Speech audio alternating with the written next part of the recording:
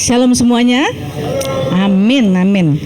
Saya sungguh diberkati dengan pujian penyembahan hari ini, diberkati dengan kesaksian, dan sangat diberkati. Saya tahu Tuhan hadir di sini. Karena itu pakai waktu-waktu kita hari ini untuk merasakan kehadirannya ya. Jangan sampai kita tidak merasakan kehadirannya. Hari ini satu tema firman Tuhan yang Tuhan taruh di hati saya, yaitu makna dan kuasa firman Tuhan. Makna dan kuasa firman Tuhan. Tadi Eni kesaksian bilang bahwa dia memuji lagu-lagu rohani sehingga ada kuasa. Lagu-lagu rohani adalah firman Tuhan yang dinyanyikan. Firman Tuhan yang dinyanyikan, firman Tuhan yang dinyanyikan, firman Tuhan yang didengarkan, firman Tuhan yang dibaca, itu punya makna dan kuasa. Karena itu kita perlu merasakan dampak firman. Kita harus membiarkan firman menjadi bagian yang terpenting dalam hidup kita. Kita harus memberikan satu tempat untuk firman Tuhan. Karena sekali lagi firman Tuhan bermakna dan berkuasa. Nah, berikut ini adalah contoh dari Mazmur 119 ayat 105 sampai 112 yang menunjukkan bahwa firman Allah bermakna dan berkuasa. Next, pertama adalah nih, contoh ya. Next. Firman Allah, next. Firman Allah menerangi hidup kita.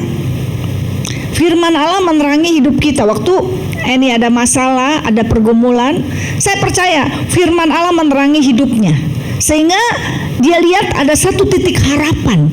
Itu firman Tuhan yang menuntunnya. Firman Allah mengajarkan kepada kita bagaimana menyenangkan hati Allah. Ya, ayat 106, 108, 112 kalau Bapak Ibu baca di rumah, firman Allah mengajarkan kepada kita gimana nyenengin hati Tuhan. Nah, gimana kita tahu harus menyenangkan hati Tuhan? Karena hidup kita ini adalah untuk menyenangkan hati Tuhan. Kalau kita nggak tahu caranya, kita nggak ngerti gimana caranya. Nah, karena itu firman Allah menerangkan bagaimana kita bisa menyenangkan hati Allah. Firman Allah menguatkan kita dalam penderitaan. Ya, ini kuat, Haiki kuat. Dia kuat dalam penderitaan. Saya percaya yang menguatkan adalah firman Tuhan.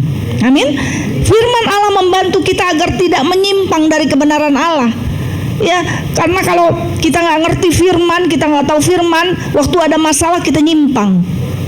Kita bisa lari ke orang-orang pinter, bisa lari ke dukun-dukun atau kemanapun juga. Tapi firman Allah membantu kita tidak menyimpang dari kebenaran Allah. Dan firman Allah memberi kita sukacita. Susah kata ini tadi, susah, benar susah. Tapi dengan firman Tuhan kita dimampukan untuk bersukacita. Karena itu sekali lagi firman Tuhan bermakna dan berkuasa. 2 Timotius 3 ayat 16 dikatakan begini. 2 Timotius 6, segala tulisan yang diilhamkan Allah memang bermanfaat untuk mengajar, untuk menyatakan kesalahan, untuk memperbaiki kelakuan, dan untuk mendidik orang dalam kebenaran. Ini hebatnya firman Tuhan. Jadi firman Tuhan dapat mengubah hidup saya. Kita nggak bisa mengubah firman Tuhan, tapi firman Tuhan mengubah hidup saya. Amin Bapak Ibu sekalian. Karena isi firman Tuhan, next, bukanlah aturan yang menekan, melainkan kabar baik yang membebaskan. Karena itu sebagian besar dari kita mungkin merasa kering hari-hari ini. Saya nggak pernah ngerasain makna dan kuasa firman Tuhan. Kok saya tiap kali firman ditabur, tiap kali dengar firman, tiap kali baca firman, tiap kali nyanyikan rohani, lagu-lagu rohani, saya nggak dapat apa-apa. Biasa aja. Malah waktu dengar firman kayak tambah enak buat tidur gitu kan. Kayak sepoi-sepoi, pengen bobo gitu kan. Kok apa sih maknanya? Apa sih kuasa firman Tuhan?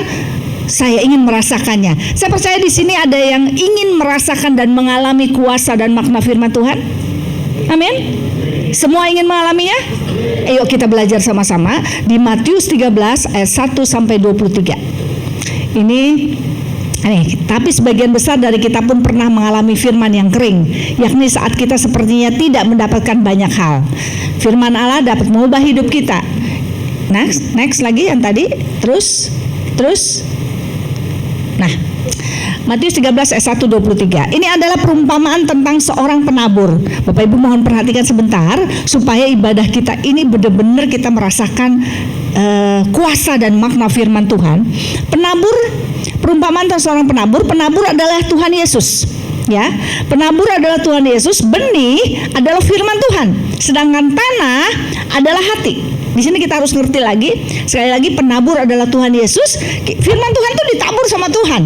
Ya, sedangkan benih adalah firman Tuhan, tanah adalah hati. Nah, kita akan mulai baca untuk mengalami makna dan kuasa firman Tuhan. Yang pertama, next. Ya, firman Tuhan harus dimengerti. Ini yang pertama. Firman Tuhan harus dimengerti. Perumpamaannya begini nih. Matius 13 ayat 4 dikatakan, pada waktu ia menabur, sebagian benih itu jatuh di pinggir jalan, lalu datanglah burung dan memakan sampai habis. Benih itu firman Tuhan ya. Ingat ya, pada waktu ia menabur, berarti Yesus menabur, sebagian firman Tuhan jatuh di pinggir jalan, di hatinya enggak sampai hati, lalu datanglah burung dan memakannya sampai habis. Next, jawabannya apa? Artinya apa? Artinya ini, ada di Alkitab juga, kepada setiap orang yang mendengar firman Tuhan tentang kerajaan surga, tetapi tidak mengertinya, datanglah si jahat dan merampas yang ditaburkan dalam hati orang itu. Itulah benih yang ditaburkan di pinggir jalan. Nah, Bapak Ibu yang dikasihi Tuhan, pertanyaannya gini, si jahat mencuri, saya tidak mengerti, atau saya tidak mengerti, iblis mencuri? Si jahat mencuri supaya kita tidak mengerti, apa kita tidak mengerti sehingga iblis mencuri? Hah? Gimana?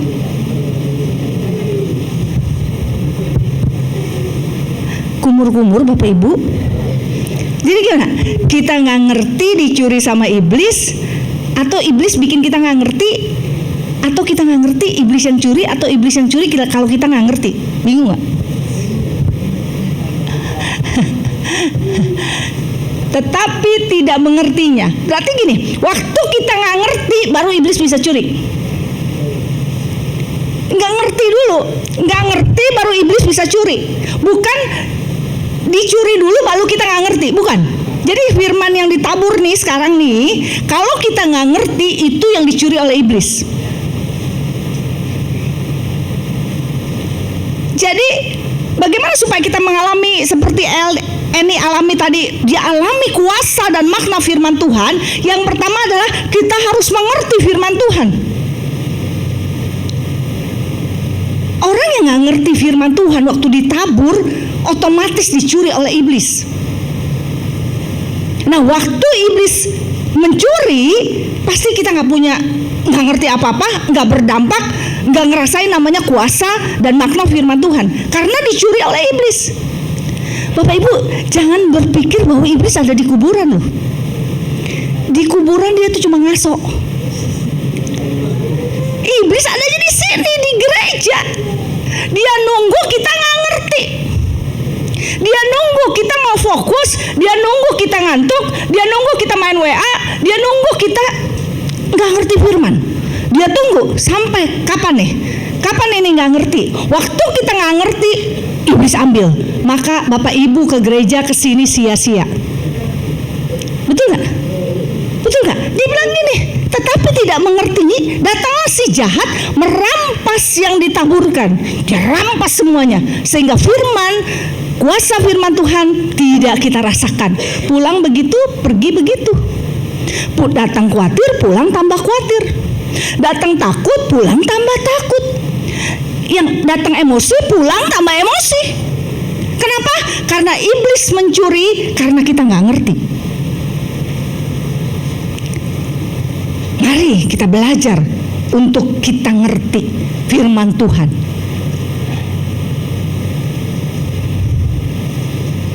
Waktu kita nggak fokus, ada di sini duduknya, otaknya di itu restoran, makan apa ya ntar ya? Makan apa dia ntar ya? Ada di sini, tapi kita dikit lagi lihat Shopee. Ya kan? Ada di sini, tapi kita ngobrol. Ada di sini, tapi kita ngantuk. Itu yang namanya sasaran iblis. Jadi jangan salahkan Haiki, jangan salahkan pengurus di sini kalau nggak dapat apa-apa. Gua nggak mau lagi ke Persekutuan Season City. Kenapa? Nggak dapat apa-apa. Yang ada cuma ngantuk. Nggak dapat apa-apa. Firman Tuhannya cuma nggak ngerti. Gua bener-bener nggak ngerti. Jangan salahkan, tapi mari kita koreksi diri. Apakah kita fokus kepada firman Tuhan ketika disampaikan?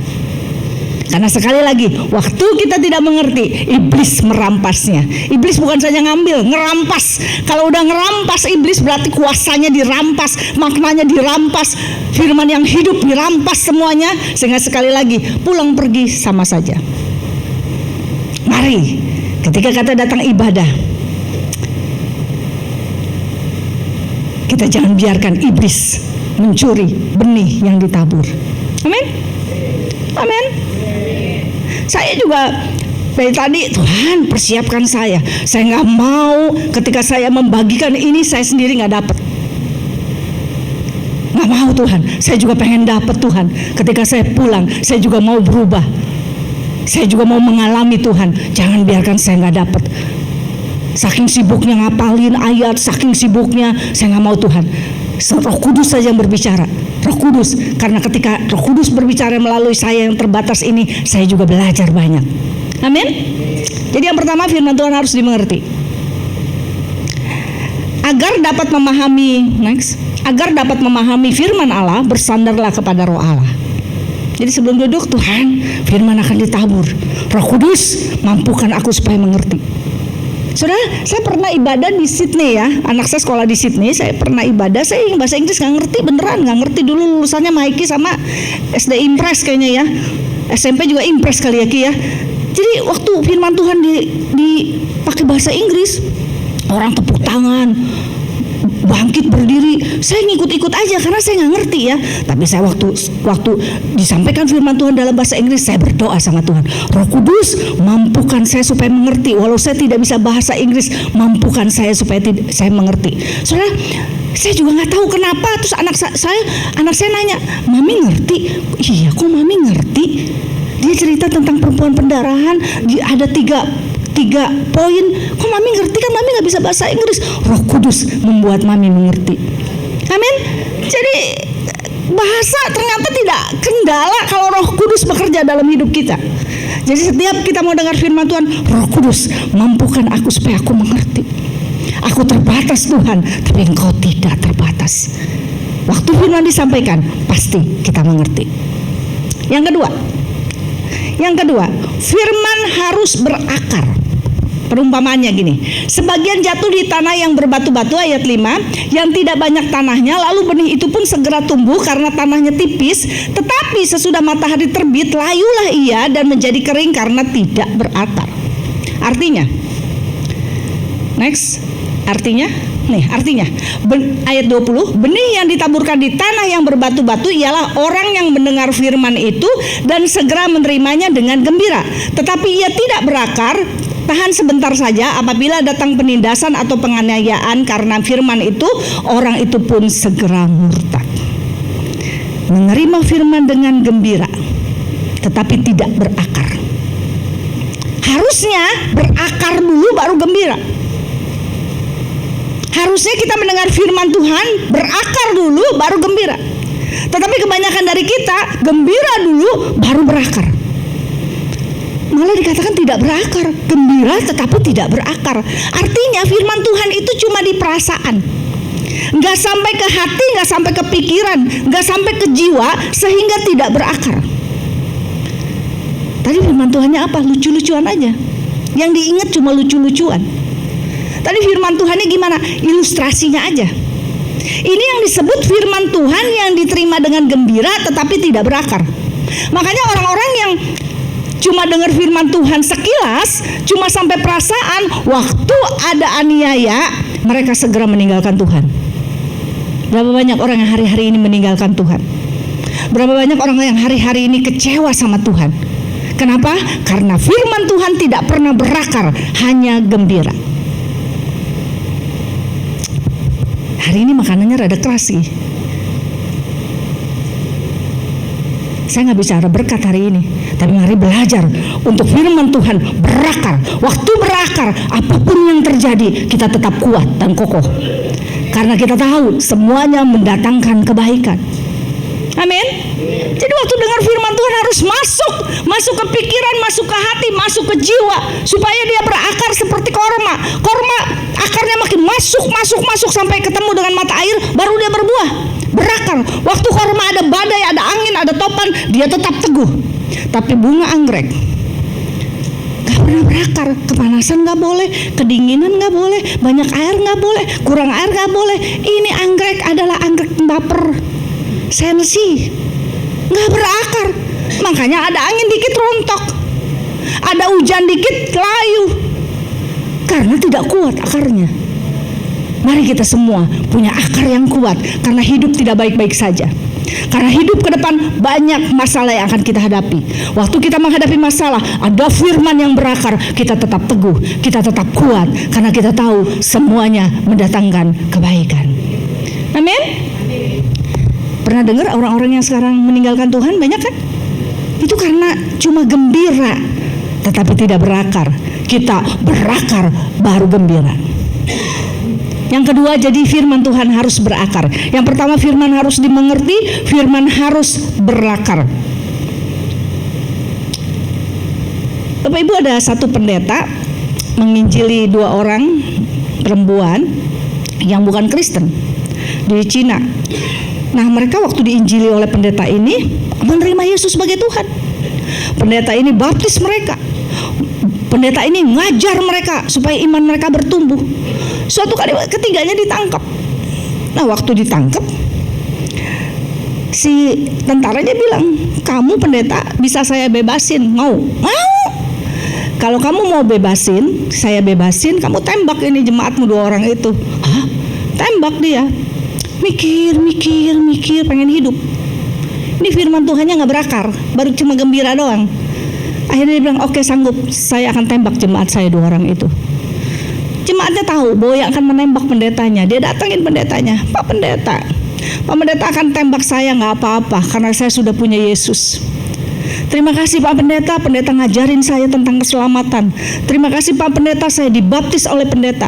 Terima kasih Pak Pendeta, Bapak mengajari saya tentang pengampunan, tentang kasih, tentang kuasa. Terima kasih. Sekarang tembaklah kami berdua. Kami siap, karena kami punya Tuhan yang besar. Jadi pertanyaannya Bapak Ibu, ditembak akhirnya. Saya baca tuh di suatu artikel, ditembak akhirnya. Sekarang pertanyaannya, yang berakar tuh yang mana? Jemaatnya yang berakar. Waktu pendeta mau firman, dia berakar, sehingga waktu ada masalah dia kuat. Pendeta cuma bisa ngomong, tidak berakar. Saya nggak mau. Saya mau berakar dalam Tuhan. Karena masalah nggak pandang lu pendeta atau bukan, masalah kita tetap sama. Semuanya, kata Eni, sakit keluh. Karena itu sekali lagi, mari kita berakar. Firman Tuhan harus berakar dalam hidup kita, supaya kita gak pernah goyah dan meninggalkan Tuhan. Amin. Yang ketiga, firman Tuhan harus jadi prioritas. Ayat 7. Orang yang menerima firman dengan sukacita awal, tetapi mereka tidak bertahan saat menghadapi cobaan atau penganiayaan, karena iman mereka dangkal dan tidak berakar. Sukacitanya cuma awal. Bagus tuh firman Tuhannya, keren loh firman Tuhannya. Pak, bagus banget. Tetapi dangkal. Waktu menghadapi cobaan gak bertahan. Kita nggak ya di sini ya. Yang ketiga, Matius 13 ayat 7. Sebagian lagi jatuh di tengah semak duri, lalu makin besarlah semak itu dan menghimpitnya sampai mati. Artinya, yang ditaburkan di tengah semak duri ialah orang yang mendengar firman, lalu kekhawatiran dunia ini dan tipu daya kekayaan menghimpit firman itu sehingga tidak berbuah. Firman gak jadi prioritas. Mendengar firman Tuhan, baca firman Tuhan, tetapi lebih peduli pada hal lain, yaitu dunia. Sehingga kekhawatiran membuat dia mengabaikan firman. Otaknya waktu dengar firman cuma cuan. Cuan.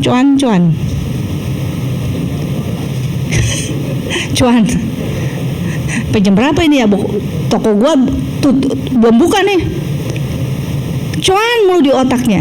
Ini yang namanya kekhawatiran dunia dan tipu daya kekayaan menghimpit firman. Kekhawatiran dunia, otaknya cuma duit. Duit menjadi tujuan, bukan sarana. Ini yang bikin tidak prioritas. Firman tidak prioritas, sampingan. Tadi Ane bilang, dia boleh secara materi oke, tetapi uang bukan segalanya. Tapi segalanya perlu uang. Tapi sekali lagi, uang bukan segalanya. Firman Tuhan yang harus segalanya. Firman Tuhan harus segalanya. Karena waktu kita tidak memprioritaskan firman Tuhan, yang ada kekhawatiran dunia menghimpit kita. Otaknya cuan-cuan menghimpit kita sampai firman Tuhan nomor sekian. Ada banyak orang yang punya toko satu rajin ke gereja, tokonya nambah 2 dan 3 nggak pernah muncul lagi.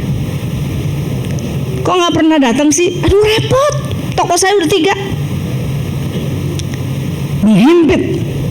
Kekayaan dunia, tipu daya kekayaan menghimpit. Hari ini mari belajar memprioritaskan firman Tuhan. Kejar Tuhan. Jangan kejar dunia. Kejar sumber berkat, jangan berkatnya. Kejar sang mujizat, bukan mujizatnya. Kejar Yesusnya. Saya selalu bilang sama ibu-ibu, pikat hati suami, jangan dompetnya. Pikat hati suami, dompetnya pasti terbuka. Kita bukan selir, kita bukan ani-ani yang mengejar dompet. Kita kejar hati suami, pasti dompetnya terbuka. Kejar hati Tuhan, tangannya terbuka untuk memberkati kita. Amin.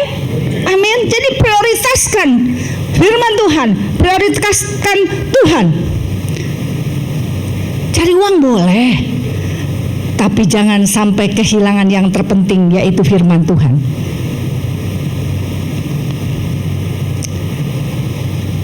Amin.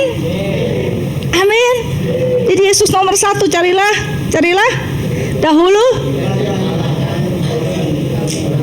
maka semua ditambahkan. Cari firman Tuhan dulu.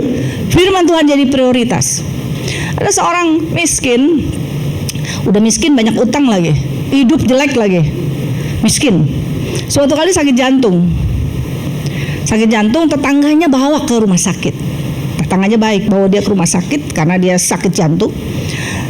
Terus tiba-tiba karena nggak tahu keluarganya, diumumin di koran, kenal gak sama orang ini masuk rumah sakit jantung. Tiba-tiba ada seseorang yang menghubungi bapak ini. Bapak, saya keluarganya. Bapak ini, bapaknya tuh orang kaya, dan dia menitipkan warisannya 10 miliar buat bapak ini. Waduh, jadi bapak ini orang kaya? Iya, orang kaya.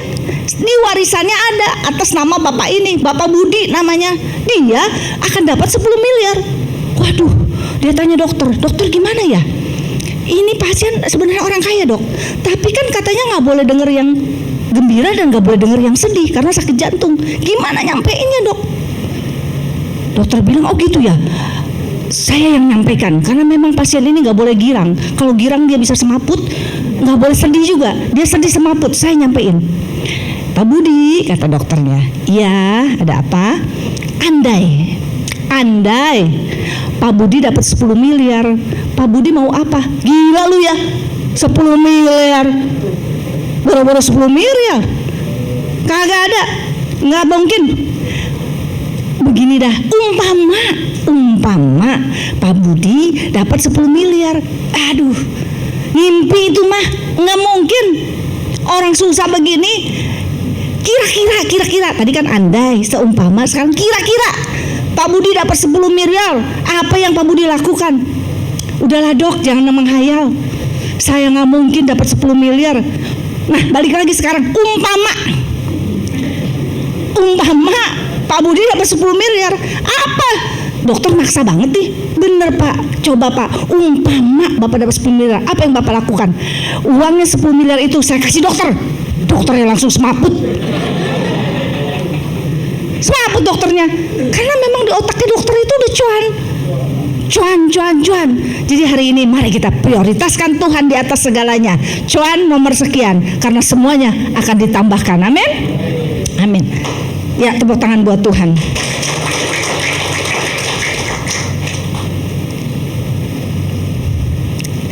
Jadi dokternya pingsan duluan, semaput dia. Firman harus dilakukan. Ini dia, ayat 8.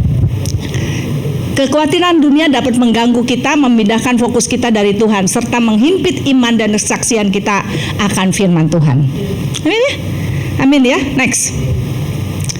Firman harus dilakukan. Perumpamaannya ayat 8. Dan sebagian jatuh di tanah yang baik, lalu berbuah. Ada yang 100 kali lipat, ada yang 60 kali lipat, dan ada yang 30 kali lipat. Next. Artinya, yang ditaburkan di tanah yang baik ialah orang yang mendengar firman itu dan mengerti. Tuh lihat, mengerti. Dan karena itu ia berbuah. Ada yang 100 kali lipat, ada yang 60 kali lipat, ada yang 30 kali lipat. Jadi teman-teman semua, firman Tuhan itu harus dilakukan. Jangan cuma ditimbun di otak. Harus dilakukan. Kecenderungan kita setelah dengar firman kita taruh di otak kita.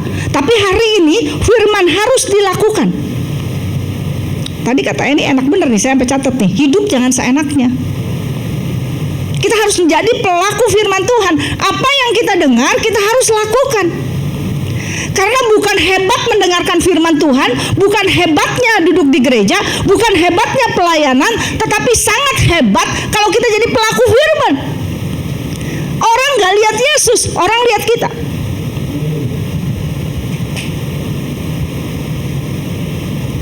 Kita harus jadi berkat dimanapun kita berada. Bapak Ibu pernah dengar Kristen pramugari? Pramugari itu kalau ngelayanin kita cuma di pesawat, betul gak? Mau teh? Kasih. Selimut? Boleh. Apa aja kita minta itu pramugari pasti sediakan. Tapi waktu ketemu kita di lift, kita bilang sama dia, pramugari minta teh. Kaplok bisa kita. Karena pelayanan dia cuma di pesawat, turun dia tidak melayani kita. Ada banyak orang seperti itu. Kita melayani cuma di gereja. Kita melayani cuma gereja. Shalom, keinjak kakinya, nggak apa-apa, nggak sakit. Shalom. Kita banyak jadi Kristen cuma pelayanan di gereja, jadi berkat di gereja. Keluar dari gereja, premannya keluar. Siapa lo? Lo jual, gua borong. Mari kita jadi pelaku firman dimanapun kita berada, terutama di luar. Karena orang melihat Yesus lewat hidup kita.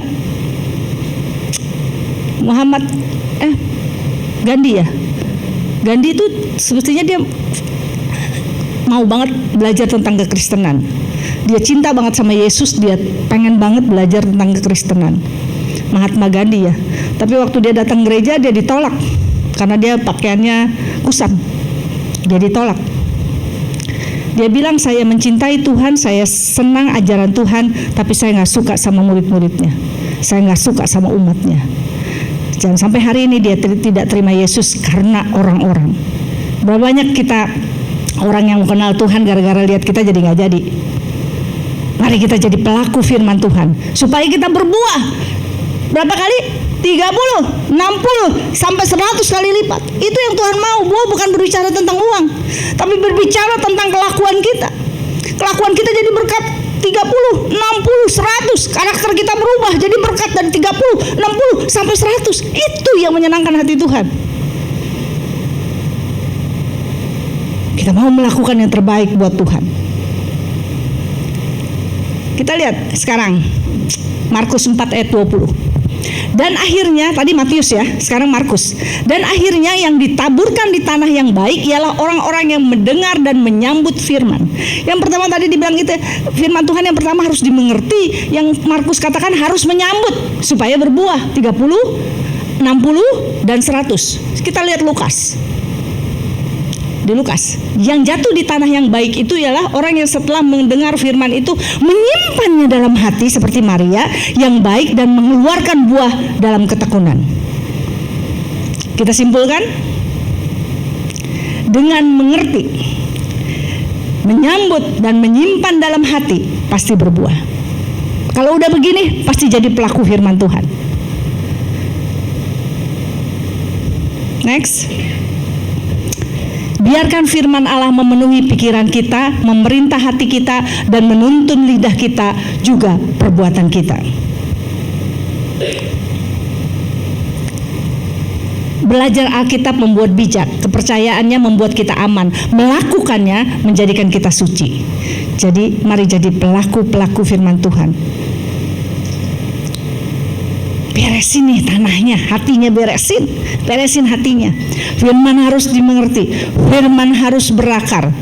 Ketiga, firman harus menjadi prioritas, firman harus dilakukan.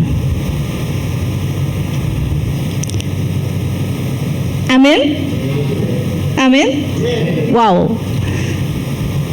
Kita belajar sama-sama ya, gak mudah, tapi saya tahu Roh Kudus akan memimpin kita supaya kita mengerti firman, supaya kita berakar, supaya kita memprioritaskan, dan supaya kita jadi pelaku firman Tuhan. Kalau hidup kita sudah sampai titik level ini, saya percaya Tuhan disenangkan lewat kehidupan kita. Amin. Mari kita bangkit berdiri.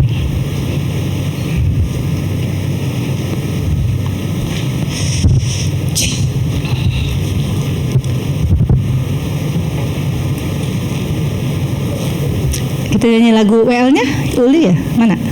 Siap Bu? Bisa bantu nyanyi lagu firman. Kakiku terang bagi jalanku. Nah ya, bisa ya? Multimedia bisa bantu? Oke. Firman-Mu pelita bagi kakiku. Nyanyinya udah jago.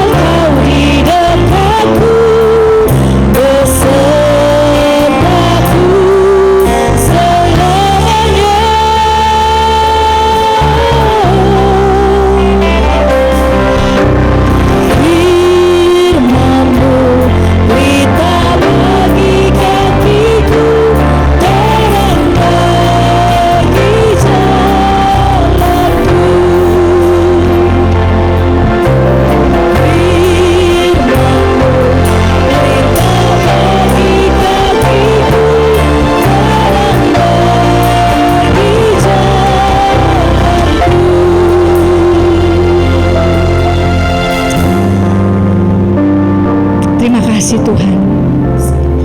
Perkataanmu adalah jalan kami Tuhan.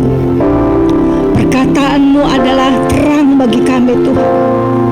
Waktu kami bimbang, waktu kami gak ada jalan, waktu kami mentok semuanya Tuhan, firman-Mu yang menerangi Tuhan, firman-Mu yang menguatkan, firman-Mu yang membukakan jalan Tuhan. Terima kasih untuk selalu ada bersama dengan kami Tuhan. Terima kasih buat firman-Mu Tuhan. Biar kami boleh mengerti, biar kami boleh berakar Tuhan, boleh menjadi Engkau menjadi prioritas kami. Dan terlebih dari itu semua, kami menjadi pelaku firman-Mu Tuhan. Sehingga kami berkata bukan kata orang Tuhan, tapi boleh kami mengalami, sehingga kami boleh menceritakan kebaikan-Mu dalam hidup kami. Terima kasih Roh Kudus. Terima kasih untuk siang hari ini. Hamba bersyukur Tuhan, Kau hadir di sini, Kau ada di sini. Ketika Kau ada Tuhan, yang sakit disembuhkan Tuhan, yang lemah Tuhan kuatkan Tuhan, yang kesepian Tuhan hiburkan Tuhan. Apapun juga masalah mereka Tuhan, ketika Engkau hadir semua beres Tuhan. Terima kasih Roh Kudus, terima kasih Tuhan Yesus, dalam satu nama Tuhan Yesus Kristus. Haleluya, amin. Puji Tuhan. Terima kasih Ibu Rita untuk kebenaran firman Tuhan. Kita semua diberkati, amin. Puji Tuhan.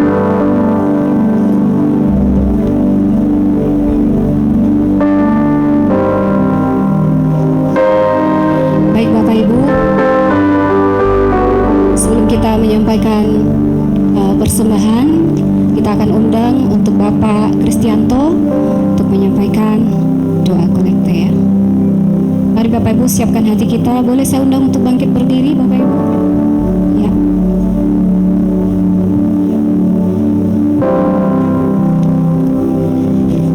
Bapa kami yang ada di dalam surga, kami mengucap syukur Tuhan.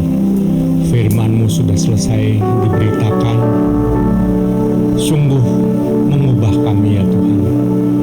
Biarlah Roh Kudus-Mu tetap mengingatkan kami Tuhan, dan kami boleh berjalan bersama Engkau. Dan tidak ada kata lain Tuhan, kami harus mengikut Engkau dan mengikuti firman-Mu Tuhan. Karena firman-Mu itu adalah pelita bagi kaki kami ya Tuhan, yang menuntun kami menuju rumah-Mu Tuhan. Tiada lain ya Tuhan Yesus. Oleh sebab itu Tuhan, lengkapi kami semua dengan Roh Kudus-Mu Tuhan, supaya kami boleh tiba dan tepat tiba di dalam rumah-Mu. Terima kasih, tiba saatnya Tuhan, kami boleh memberikan sebagian dari apa yang kami punya. Biarlah apa yang kami boleh persembahkan bagi-Mu Tuhan, boleh berkenan. Terima kasih ya Tuhan Yesus, dan hanya di dalam nama Tuhan Yesus Kristus kami berdoa. Haleluya, amin. Terima kasih. Puji nama Tuhan. Mari Bapak Ibu, kita angkat pujian. Betapa baiknya Engkau Tuhan. Terus pada siang hari ini terus kita diingatkan akan kebaikan Tuhan yang sudah kita lakukan. Betapa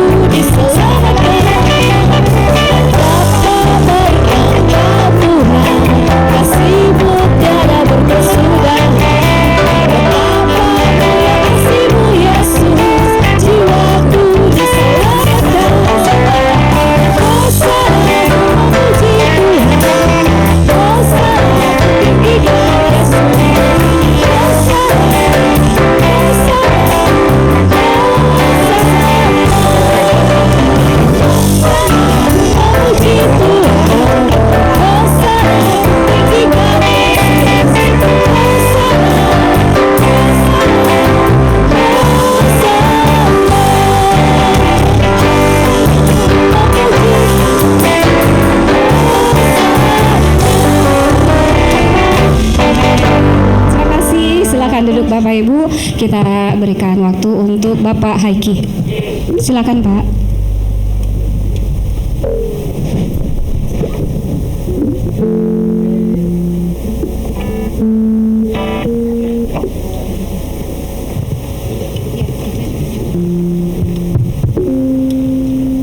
Bapak Ibu Saudara sekalian, beberapa minggu yang lalu saya dipanggil sama atasan saya.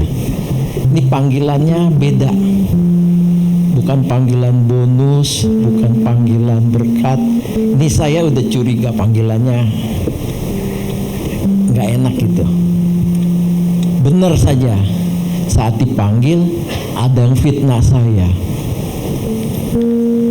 Ya, pokoknya kalau kita hidup benar, apapun, ya Daniel benar diceblosin ke gua singa, tetap Tuhan tolong. Sadrak Mesak Abednego, karena dia benar, iya Tuhan tolong.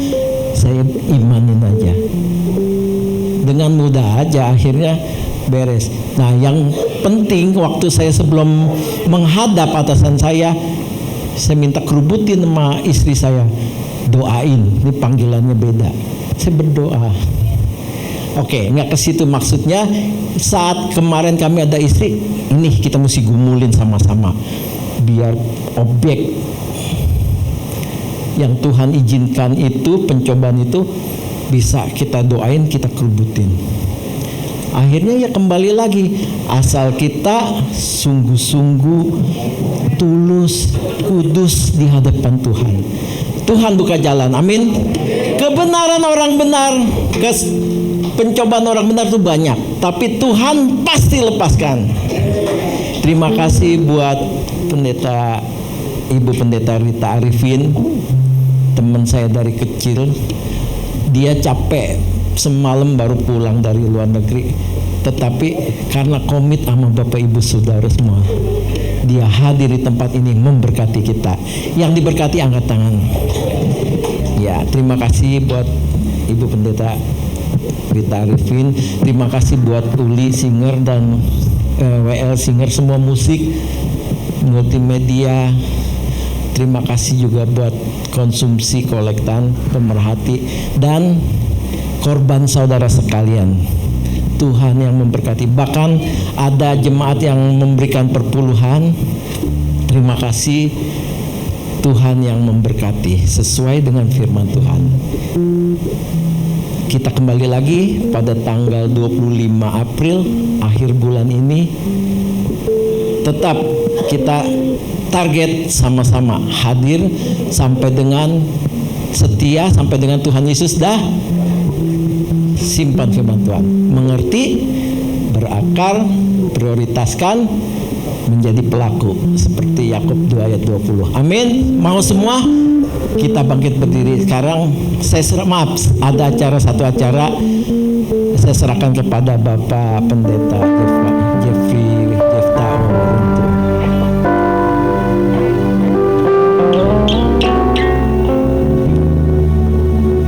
hari ini kita mau merayakan kemerdekaan Pak Hakim. Nyanyi sama-sama yuk.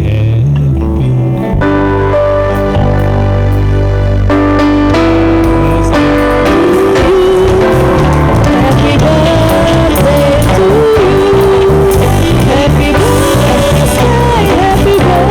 birthday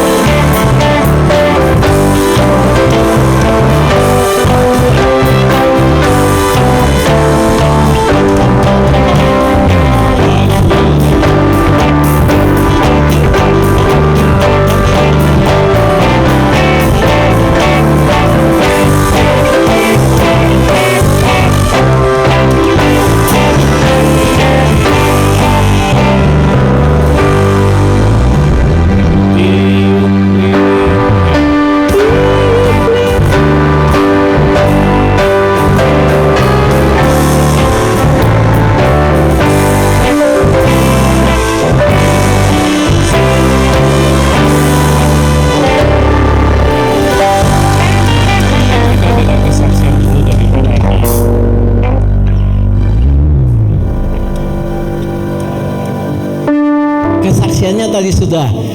Intinya kalau kita tulus dan kudus di hadapan Tuhan, meskipun banyak masalah, Tuhan kasih jalan keluar. Ya, amin. Udah Laula, saya udah di sini nggak ada umurnya, Pak, malu. Umur saya sudah 60 tahun. Ya, biar Tuhan pakai kami semoga pakai terus menjadi kemuliaan bagi nama Tuhan. Saya minta tolong majelis Bapak Pendeta Jefta dan Ibu Pendeta Rita, semua pelayan Tuhan, ke depan bantu doa saya karena perlu didoakan. Ya, saya saran. Mungkin nanti sebelum kita doa, Bapak sama Ibu mau suap-suapan dulu. Iya, suap-suapan dulu dong, Pak. Iya, setahun sekali ya, Pak. Nggak kerjain dong.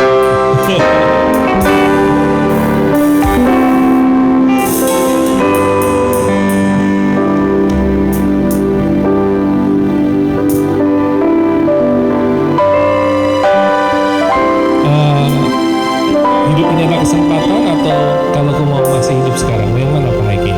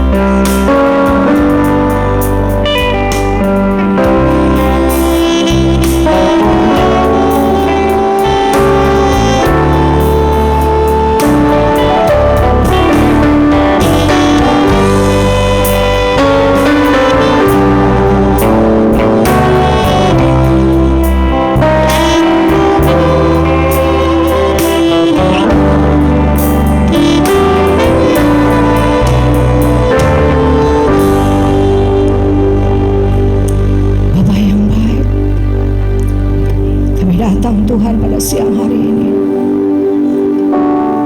Kami bangga punya Allah seperti itu Tuhan.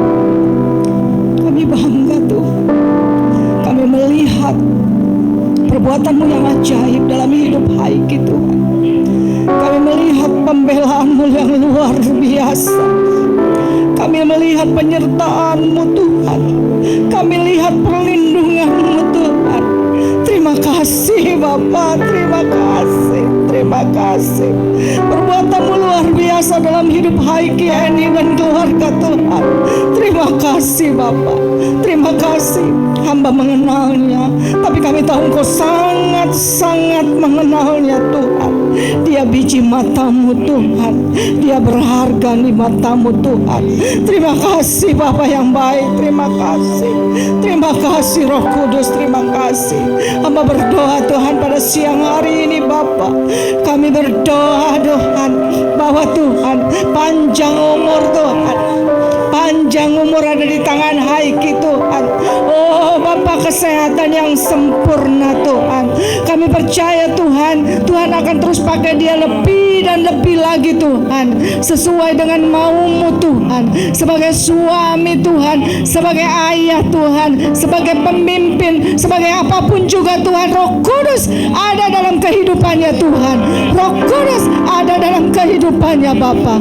Terima kasih Roh Kudus, terima kasih Yesus. Kami juga berdoa Tuhan untuk apa yang sedang dia doakan Tuhan, untuk apa yang sedang dia gumulkan Tuhan. Kami percaya Tuhan ada kado spesial, kado yang Tuhan berikan Tuhan, kado spesial Tuhan, menjadi jawaban Tuhan, menjadi jalan keluar Bapa, di dalam satu nama Tuhan Yesus Yesus Kristus. Kami percaya Tuhan, keluarga ini akan terus menyaksikan kebaikan-Mu Tuhan. Keluarga ini akan terus setia kepadamu Tuhan. Berkati anak, cucu, mantu semuanya Tuhan. Biarlah keluarga ini Tuhan, dimanapun mereka berada Tuhan, nama Tuhan dipuji dan dimuliakan Bapa. Tuhan lihat hati Haiki Tuhan. Tuhan lihat hati Haiki Tuhan. Tuhan lihat hati Eni Tuhan. Tuhan lihat Bapa. Kami percaya Tuhan, kuasa-Mu nyata Bapa. Kuasa-Mu nyata Tuhan dalam hidupnya Bapa. Terima kasih Roh Kudus. Terima kasih Tuhan Yesus. Terima kasih Bapa yang baik. Sikalabas, sikalabalabas, sikalabalabas, sikalabalabas, sikalabalabas, sikalabalabas, sikalabalabas, sikalabalabas, sikalabalabas, sikalabalabas, sikalabalabas, sikalabalabas, sikalabalabas, ulabas, sikalabas. Berkat Tuhan turun atas hidupmu sekarang sampai selama-lamanya. Terima kasih Bapa, dalam nama Tuhan Yesus Kristus. Haleluya, haleluya, haleluya, amin. Terima kasih Tuhan untuk kebaikan-Mu sepanjang hari ini. Terima kasih juga kami boleh merayakan ulang tahun Pak Haiki. Ada berkat Tuhan yang besar. Semua pintu-pintu yang tertutup dibuka di dalam nama Yesus. Berkati setiap umat-umat yang sudah hadir. Kami sudah mendengar firman-Mu dan ada berkat Tuhan yang melimpah dalam kehidupan setiap umat. Terima kasih Tuhan yang memberkati mau Season City di mana kami berada, yang berkati Hotel Amaris, kami berkati apartemen Season City, owner semua diberkati oleh Tuhan, yang berkati developer, kami berkati pengelola, semua tenan-tenan yang ada diberkati oleh Tuhan, dan Tuhan berikan kemuliaan-Mu melimpah dalam kehidupan mereka semua. Terima kasih Tuhan, terima kasih. Dan siang hari ini Bapa, anugerahkanlah berkat yang terbaik daripada-Mu Bapa. Kasih anaknya tunggal Yesus Kristus, tak persekutuan dari Allah Roh Kudus menyertai hidup setiap umat-umat-Mu. Mulai siang hari ini sampai Maranatha, Tuhan datang kembali.